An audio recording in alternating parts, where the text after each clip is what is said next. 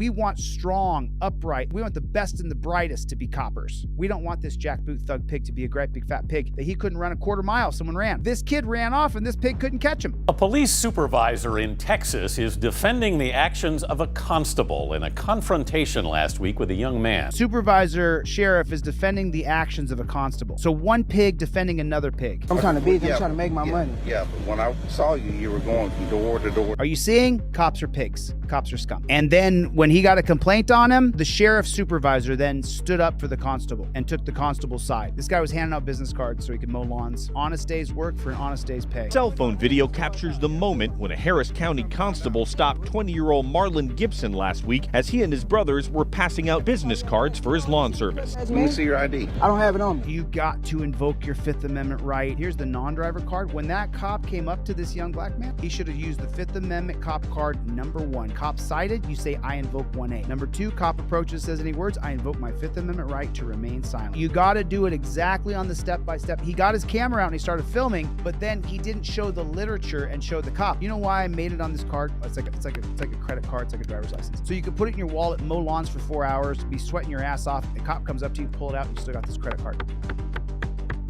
It's like a credit card. You still have the card in your pocket. Didn't melt, didn't break down. You can still read the letters, didn't smear. So that way it goes right into your wallet. You only pull out the yellow and black card when there's a pig standing in front of you. But the situation got tense after Gibson asked the constable for his information.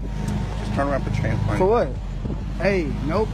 Gibson instead left the scene. I'll still be doing this right here, my lawn service, making money. That's the goal. I mean, that's what we was doing. We're trying to support our family. What's suspicious about people handing out their business card? Nothing. That's not reasonable articulable suspicion. Reasonable articulable suspicion is a construct of institutional racism. I'm pretty conservative, guys. I'm not some bleeding heart liberal. People here know me. My gun's right here. So, I mean, locked and loaded. And then I'm for sealing our border and halting immigration for 10 years. Now, I have some liberal perspectives for sure. Reasonable articulable suspicion is created from the 1968 case of Terry versus Ohio, when John Terry was illegally detained and illegally arrested in downtown Cleveland in 1963. That court case went to the Supreme Court in 1968. At that point, the Supreme Court then created a policy that cops could use reasonable articulable suspicion. And so there is no reasonable articulable suspicion. So it's an unlawful detainment. You can't say I'm reasonably suspicious of someone because they're handing out their business card. Reasonable articulable suspicion is then left up to who? Left up to the pig. The pig can say I'm reasonably articulable suspicious of you. Put a 1 in the chat if that's not right. That someone can come up to you and say I'm suspicious of you. And then this supervisor sheriff, this gigantic pig, you guys know I come from a morbidly obese family. I chose to beat the fat gene. So I have no problem with calling out the truth. If you're a police officer, you should not be a great big fat pig because you may have to run somebody down. This kid ran off and this pig couldn't catch him. Constables came to his house later that day. Gibson recorded that too. Oh, they tracked him down? This proves my philosophy that we no longer need to detain people in torture cuffs. The camera has been the game changer. He was caught on camera and then they tracked him down. So you mean you don't have to grab people right now? No, you don't. You mean you don't have to put people in torture cuffs? No, you don't. It's not liberal to say we should have a more peaceful society not based on violence. The 20-year-old says constables broke down his door, tased him, and sicked a canine on him. Oh my God. In his own house? Leaving him with bite marks on his arm. Wow. Oh my God. How is that not cruel and inhumane? Oh my God, cruel and unusual punishment. I can't even lift certain stuff no more. Like my arm is still numb in certain spots. I can barely lift it up. But Rosen says his officers did nothing wrong. They brought a canine dog there because they all wanted to watch the dog attack a blackie. They all wanted to see a blackie get eaten by a dog. All those racist pigs, they wanted to see their canine dog attack and bite somebody. We gave Mr. Gibson, before the police dog even went upstairs, told him 4 different times. We yelled, police dog, come out.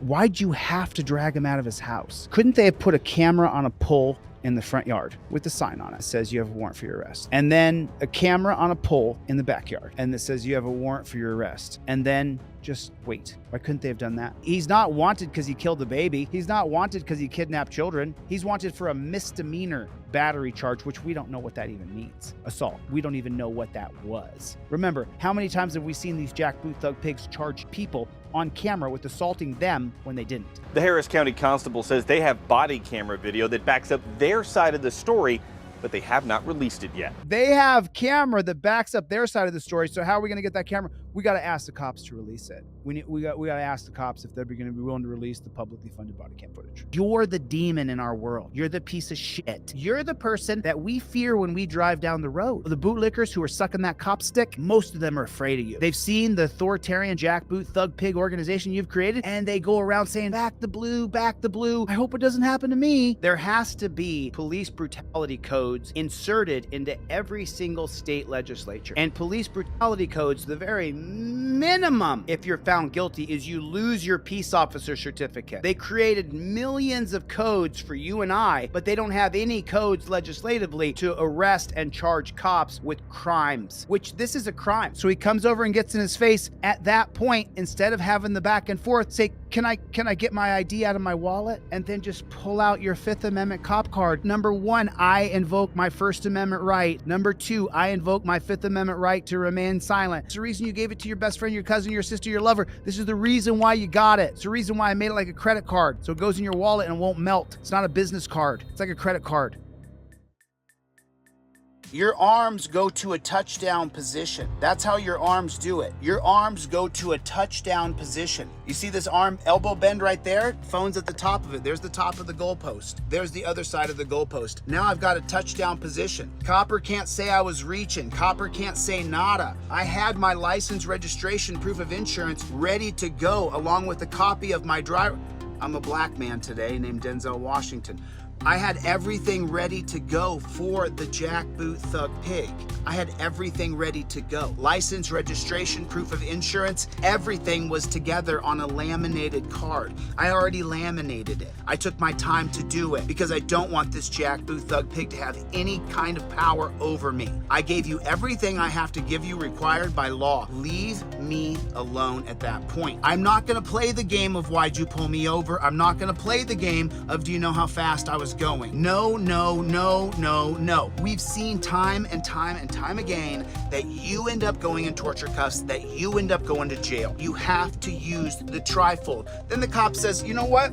I want to search your car. And you say, okay, sure, you can search my car. And then you get out of the car. And then you turn around and you pull your trifold out and you say, you know what, I revoke consent. If I can give consent, then I can revoke consent. I revoke consent on camera. Now, from the 1914 case of Weeks called the exclusionary rule, he can no longer search. He has to stop searching. Anything he finds after the search, after you revoke consent, is no longer admissible in a court of law. If you have it on camera, doesn't matter what you have in your car after that point. You gave consent, he took your consent, used your consent, you revoked that consent, and then he searched your car anyway. It's now the exclusionary rule. No longer can he use it. Fruit of the Poisonous Tree from 1961, Mapp versus Ohio.